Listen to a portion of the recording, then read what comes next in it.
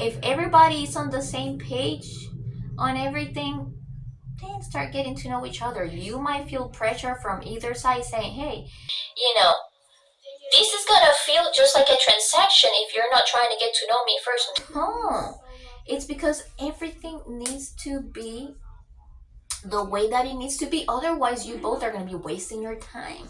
In this video, you're gonna hear some voices in the background, and that's because Tara and Minnie are playing Roblox, and they're also doing phone conferencing, but we are going to navigate through this as best as we can. We're going to be talking about the matching process. What are those questions you need to ask to each other? And what are the do's and don'ts of it as well? You're going to be able to find this video in my new playlist, IVF, Fertility and Surrogacy Part 2. You can find the link of that playlist in the description, and also at the end of the video, you're going to be able to find the end to call actions, those little rectangles that will indicate a playlist. Click on it so you can watch the rest of the videos. Disclaimer: this video is only for entertainment purposes only. There is no professional legal advice, no professional medical advice, no professional mental health advice, no professional life coaching advice, no professional fertility advice whatsoever. It is just my opinion. Again, it's just my opinion. Now, I am going to be very upfront. Yes, in this video, I will include questions that both have to ask to each other, intended parents and surrogate. However, I'm going to be very, very straightforward about this. This video was also created to protect the surrogate in all senses. Why? Because surrogates are people too, okay? They are just not a uterus, and I don't intend to insult any intended parents here, but it is very important that surrogates know how to advocate for themselves, whether they are matching to bring an intended parent to an agency or whether they are matching independently. One of the things that I recommend, it's very, very important that before you guys start getting to know each other, before you guys start giving the name of whichever agency the surrogate is with, before the intended parent starts spilling out their, pouring out their hearts to them, before the surrogate starts pouring out her heart out to the intended parents, make sure you guys are on the same page when it comes to all the main ingredients that are going to be cooking in this journey. Because if there is something you are not in the same page on, then you guys are wasting your time. And I know that sometimes people feel like, oh, but this just feels like a transaction. I don't want it to just feel like a transaction. No, it's not a transaction at all. It's a matter of making sure we are still within the frames of reality before trying to push something that eventually we can't move forward with, right? Okay, first of all, we need to make sure that that surrogate meets the requirements of that fertility clinic. All of them. For example, does she meet the age requirements? Does she meet the C-section max requirements? Okay, all of that. For example, these are like basically the main ones.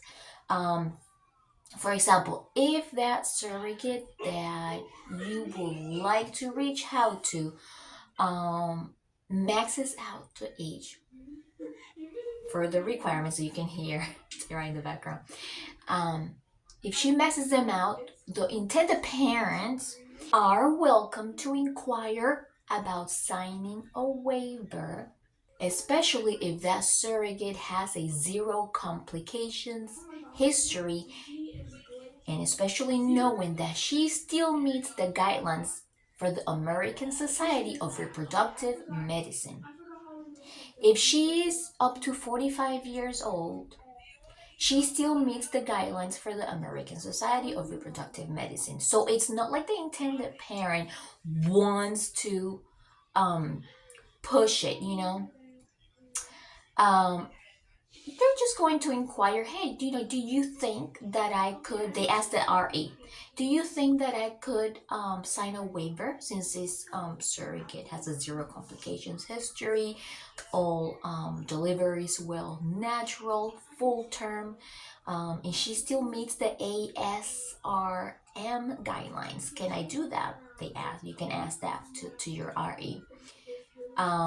If they say yes, then you can go ahead and have the agency transfer those medical records to the fertility clinic, or have the if you're matching independently, have the surrogate contact the hospital and the OB to have those records faxed out to the fertility clinic. It is very, very important that all these things are discussed before I get into the phase of knowing each other.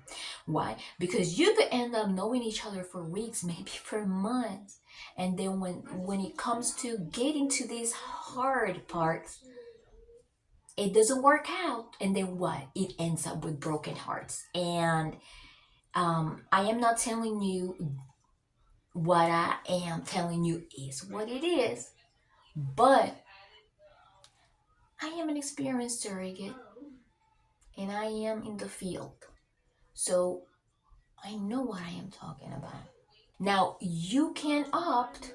I'm not telling you you can't do it. You can opt for getting to know somebody first, getting to know who the agency is so you can vet them. You can do whatever you want if the surrogate allows you to give that information. But if the surrogate opts to not give you the agency's information or to give you more information about her, don't blame her. Because what is the point of doing all that if it's going to be a lost match? If she's going to be disqualified from the clinic, if maybe she doesn't agree to any of your matching points or preferences. You cannot pressure. Same thing with surrogates. You cannot push or pressure an intended parent to meet one of your matching points. If anything like that happens, it's just best to move on and not push things through, because if you do, eventually it's going to catch up with you and it's going to get nasty. Very important advice. This is actual real advice right here. I'm making an exception to intended parents and surrogates. When you are getting to know each other, stop ghosting each other. Have some sense. And if you are going to stop talking to the other or be away for a long time from being in communication, please let them know why. And let them know, for example, hey, I am not sure if we align with everything, but I just need a little more time to think about it. Do you think this is possible? Or just simply, hey, I just need some time to think about it. I would really appreciate your understanding. That's it. Give some closure whether you're going to be away or whether you are going to be gone. Because intended parents and surrogates do not appreciate that. And yes, it happens from both sides. We hear a lot that intended parents may complain, oh, we are really tired of surrogates having to ghost us. Well, intended parents ghost surrogates too. And from both sides, it is extremely disrespectful. Okay, so I am here to give you the advice, the proper advice, because when you ghost people like that, you try to reach back out to them in the future, it's going to be eye for an eye, honey. It's going to be eye for an eye. But that's just my opinion. My opinion, you guys. Before you start getting into the process again of getting to know each other, getting attached to each other, make sure you discuss important points such as, for example, surrogate.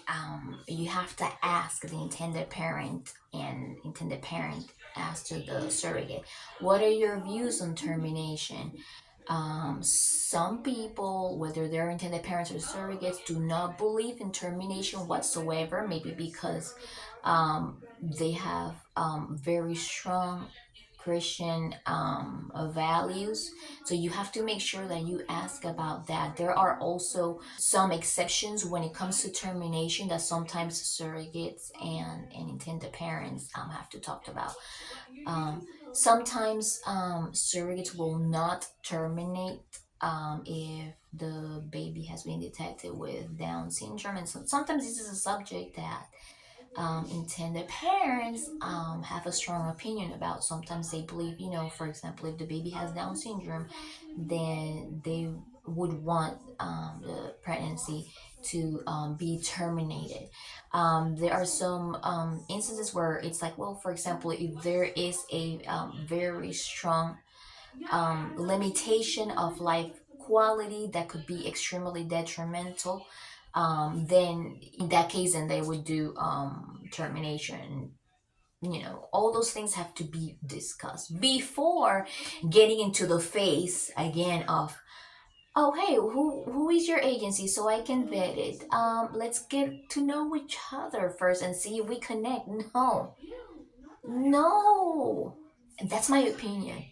What is the point of getting to know each other, vetting the other agency, if at some point you guys are going to split apart?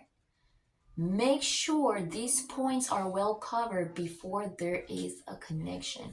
Another matching point, if you're intended parent, ask your surrogate, are you willing to, for example, to do a DET, which is a double embryo transfer? Would you be willing to carry multiples if the embryo splits, or if it or if a DET results in multiples or triplets?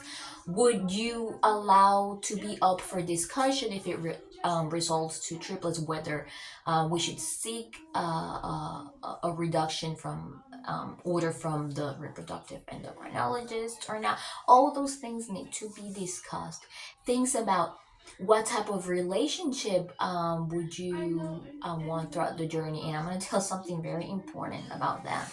It doesn't matter how much you talk about the relationship that you want. Even if you make clauses on a contract about what relationship you want, nobody can push anybody. Nobody can enforce in reality legally any agreement, because you can't force nobody to have a friendship or relationship. And I always tell you guys, I don't cover the sun with the palm of my hand. No matter what you guys agreed upon, please keep it in mind, because I know I have seen it so many times in the groups. Oh, we agreed to have a close relationship, but then she got distance, he got distance. Now they don't even communicate, or the baby is born and now can't be even friends. I'm not allowed to see the baby or whatever. No. If you guys agree to something, and if something, that's it. You have to, if you're a surrogate or if you're an intended parent, you have to keep in mind that this is not a transactional thing, but people have rights, okay? And the purpose of doing surrogacy is for the surrogate to make the parents' dream come true, which is for them to have a baby. Okay, and that's the purpose. If you are doing this for the motives of just establishing a relationship and just continuing it on forever, you're gonna be disappointed. You're gonna end up being disappointed, because the reality is that things change and people change and circumstances change, and people have to respect that. Many months ago, I made a couple of videos about that. I'm gonna try to add them in the description, so go ahead and look through the description and check them out. One is I am having communication issues with intended parents, and the other one is I'm not allowed to see baby after the surrogacy. This goes more towards the surrogates. Another important thing is ask them how many embryos, surrogates as intended parents, how many embryos do you have in storage? If they don't have embryos made, I do not recommend to match. Maybe in the future, but don't get tied up to a person or a couple that has not made embryos, unless you guys are close family and close friends. And I personally do not recommend family type of surrogacy because boundaries, and everything can go down south. However, I do recommend ask them how many embryos do you have in storage? Are they graded? Are they tested? And you're gonna see as a surrogate what are you willing to work with. I'm gonna give you an example of my opinion, but you don't have to follow my opinion though. But I'm gonna give you an example. In my opinion, I wouldn't move forward with a couple or an intended single parent that has less than 3 embryos in storage. No, if they have 3 graded and tested embryos in storage, I would move forward. What I would do is I will move forward to start getting to know the intended parents a little and have those records transferred to the RE to see if I would get accepted, for example. If I am able to see the results of the genetic testing and the grading, those are 2 different things. The genetic testing will determine whether they are normal or abnormal. Euploid means normal, okay? Mosaic means not normal, and euploid means a mixture of both. In my opinion, this is what I would do. This is not what the rest of the surrogates do. This is what I would do. I would not match with somebody that has embryos other than euploids, fully normal. You can take a risk if you want and play it by faith. But if you, for example, have a failed transfer, in the future, if you try to rematch for a broken match or for a second surrogacy journey, there's people that are uneducated and they don't understand that embryo quality is so important, and they will judge you because you had a failed transfer. They'll say, oh, she's not good, she might have done something wrong. Okay, so it is very, very important that, in my opinion, what I would do, I would make sure that I see the results, because it is your body, it is your time, and yes, you're doing something voluntarily, but your body counts and your time counts as well. I would see the results. Are they euploid? Yes. Normal? Yes. Same thing. Let me see the grading results. Are they day 5 embryos or day 6 or day 3? I personally would try my best to go with embryos day 5, not day 3, not day 6. Yes, some clinics say day embryo 5 and day embryo 6 are literally the same, but the biggest chances, according to all the medical resources that you will see online, is that day embryo 5 have the biggest chances. They will tell you, oh, my clinic said that, these embryos still have a 65% chance. I mean, how come you see these results and you want to reject me? Well, because you have educated yourself and it is your option, and you shouldn't be forced to move forward. This is not about rushing to try to get you pregnant, try to get you on a transfer. This is about your life as a surrogate and your body and what you're willing to do, what you're willing to put up with. If you're very young, you have many years, and you're willing to go through long-term exposure to hormones, failed transfers, and all that stuff that can eventually affect your body significantly and alter certain things, then go ahead. But that's up to you. It'll always be your decision. If the intended parents don't mention any specific kind of diet during the conversation, you're welcome to ask them what would be a diet. But I recommend don't even ask, because if they start naming stuff, then wait until wait until they ask. Wait until they ask. If they don't ask, bam, it's not included. They can't force you. If they come up with something on the contract like, oh, it has to be a vegetarian um diet or something like that, then you're gonna be like, okay, well, vegetarian diet, if you want to move forward with this contract, they're very expensive, so I'm gonna need a separate allowance, not the regular allowance that it is offered. No, it has to be a separate allowance for food, because food is very expensive. They don't want to move forward. I would not move forward because vegetarian food is extremely expensive. Okay. um if the contract, for example, said, it didn't say anything about, a specific diet, like that I just said, surrogate has to eat as healthy as possible to not, put at risk the pregnancy, blah blah blah. Then later on during the surrogacy journey, if the intended parents are harassing you about something that they saw you eating at social media, or something that doesn't pose a risk, and that that you didn't get medical orders for, to eliminate in your diet or something, tell them this is not part of the contract. This is why I always say get an agency, surrogates, because the agency is going to be the one advocating for you. You can't run every time to your fertility lawyer for little things like this, because they're not going to be able to help you right away. They're ethically obliged to like be there and answer your questions, but they were just paid to draft the contract. They're not going to be giving you that attention. This is why I recommend always to get an agency when the parents tell you, oh, I'm trying to avoid an agency because of the costs, and because, blah, blah, blah. There's nothing that benefits you. They might tell you, oh, we might give you a little bit more money, no.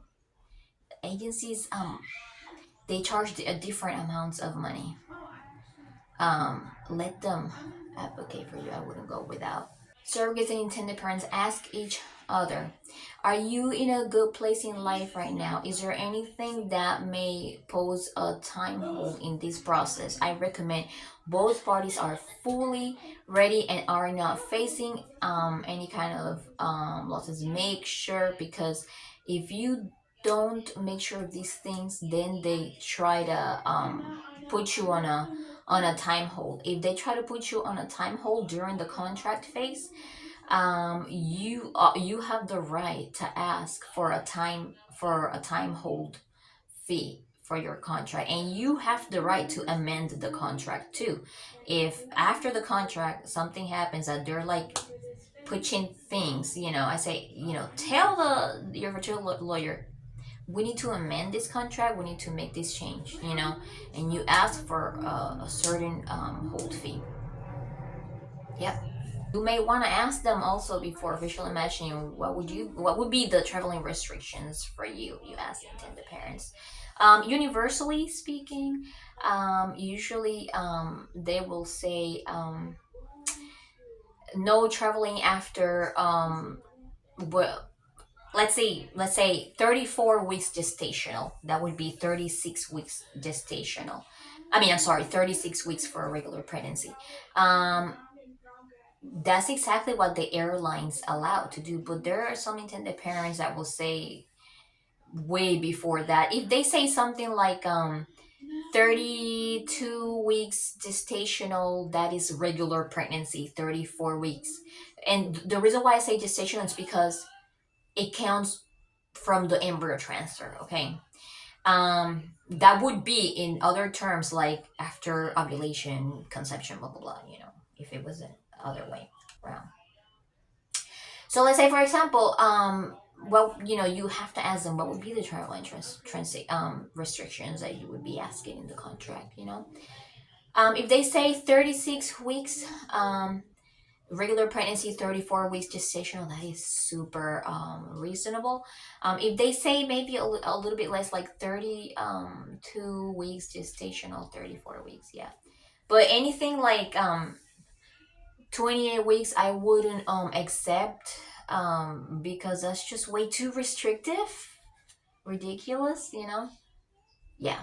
You want to ask each other, if the surrogacy is with an agency, have you already gotten OB cleared? The intended parent asked the surrogate, have you received your OB clearance? Is there any conditions that you have that require OB clearance? For example, heart murmurs, for example, if you're unvaccinated, for example, if you have a history of medication for mental health, um in the past, if you have had to go through that in the past, you have to have been cleared for that, and then you'll be qualifying for a surrogacy if you took that medication more than 6 months before starting a surrogacy journey, but you would still need clearance for that. So it's very important that you have all those things together before matching, because otherwise it's just going to be messy and it's just going to be too much. Make sure you get super educated before trying to match with somebody. For surrogates, you need to ask the intended parents, are you cleared also in your fertility clinic? Means, did they pass their background checks? Did they pass the psychological screenings? Did they pass the social worker screenings? And again, if they tested the 𝘱𝘪𝘯𝘬, they need to have all their ducks in a row. You need to make sure that if they say, I am financially tight, they're probably not going to be a good match. Yeah. If you are planning on matching with international intended parents, I recommend don't do it alone with an independent journey. Do it through an agency, because there's a lot of things when it comes to the laws. There are countries where commercial surrogacy is illegal, and some people try to practice commercial surrogacy outside, and that would be illegal as well to them. Some countries are working on that. Some regions within those countries have different laws, so that is something that you have to. I wouldn't do it without an agency, but you have to tell them that they have to consult their attorney for the laws on commercial surrogacy outside of their area. They have to consult their lawyers on that. You have to consult your own fertility lawyer about that. You have to consult other surrogacy professionals about what are the laws up to date when it comes to that. Sometimes even the surrogacy professionals don't understand exactly all the laws outside of the United States, because they are so changing, and because it can maybe so restrictive. Another question that you want to ask intended parent is, you have to ask your lawyer, are there any traveling restrictions that will cause complication when it comes to the journey? And this is why a lot of surrogates decide not to do international surrogacy, because it can pose a risk for everybody all around. After you have asked all of these important questions, then if everybody is on the same page on everything, then start getting to know each other. You might feel pressure from either side saying, hey, this is gonna feel just like a transaction if you're not trying to get to know me first. No, it's because everything needs to be the way that it needs to be. Otherwise, you both are going to be wasting your time. Okay, so for both parties, please be understanding of that. You need to make sure everything is going to be okay before you guys are going to be wasting your time. Everybody should have been cleared or in the process of being cleared on everything before getting attached to each other, before giving the information of the agency, all that stuff, because it would be a waste of time if at the end of the day you both don't align. If you found this video interesting, valuable, likable, like it, please share, because this is super important. Subscribe for more. Have a wonderful day.